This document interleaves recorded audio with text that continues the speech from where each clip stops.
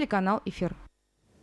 В Казани открылся 33-й международный оперный фестиваль имени Федора Шаляпина. Событие совпало с празднованием 140-летия Казанской оперы.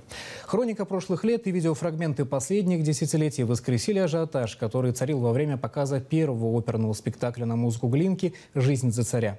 По черно-белым и цветным кадрам можно было проследить, как мужал сам фестиваль и рос его авторитет в мире. А перед началом оперы «Турандот» президент Татарстана вручил свидетельство о присвоении почетных званий служителям театра имени Мусы Джалиля. На торжестве побывал Дмитрий Пивоваров. Эмоциональный зрительский подъем, долгожданное ожидание и проникновение в предлагаемые обстоятельства объединяют и настраивают на положительный лад. Фойе звезды оперного прошлых десятилетий, а корифей 20-го столетия, экс-концертмейстер оркестра Лев Розенблюм ловит пассы своего преемника Захара Штейнберга. Ничего лишнего в этих долгожданных звуках музыки, как и в выстроенных мизансценах. На самом деле это огромный труд, это целая традиция, это те люди, которые сегодня сформировали вот такой коллектив. Это прекрасный коллектив мирового уровня. И вновь наполнены интригой, хитроумным сюжетом и незабываемыми ариями произведений в исполнении приглашенных солистов, а также артистов хора, оркестра «Миманса». Как и в услышанной некоторое время назад опере «Мадам Баттерфляй», не только красота, следуя известному выражению, спасает мир, но и отношение к этой красоте различных управленческих механизмов, одним из которых является, несомненно, оперный фестиваль. Я думаю, что искусство, бизнес, все эти процессы, они должны сближать наши позиции.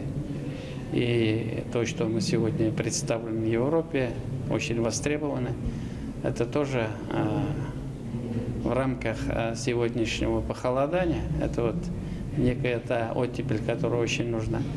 И в целом нужны положительные эмоции. Об объединяющей силе искусства было сказано и на последней итоговой коллегии Министерства культуры, на которой было сделано своеообразное обращение к работникам отрасли. Это тоже такая же сфера, как здравоохранение, как образование. Она будет в числе социально защищенных расходов.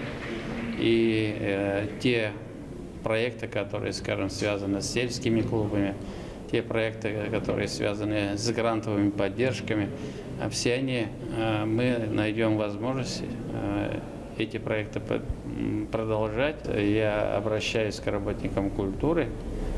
Сегодня ваша поддержка для власти, для государства, для народа очень важна. Фестивальный вектор уже определен. Это имя, сделавшая себе карьеру во многих уголках земного шара. Певица с мировым именем Альбина Шагимуратова вырвалась накануне из Москвы, где оставила маленькую дочь и вернулась в родные Пенаты. Для меня лично это огромный праздник, потому что это знаменательное событие.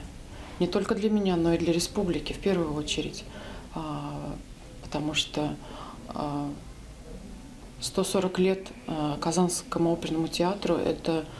А какой еще другой оперный театр в России может похвастаться такой крупной датой и такой большой датой? Эти люди внесли и вносят свой вклад в развитие музыкального искусства в республике. И что будет и через следующие 140 лет Казанской оперы, несложно догадаться. Дмитрий Пивоваров, Рустем Кадыров, телеканал «Эфир».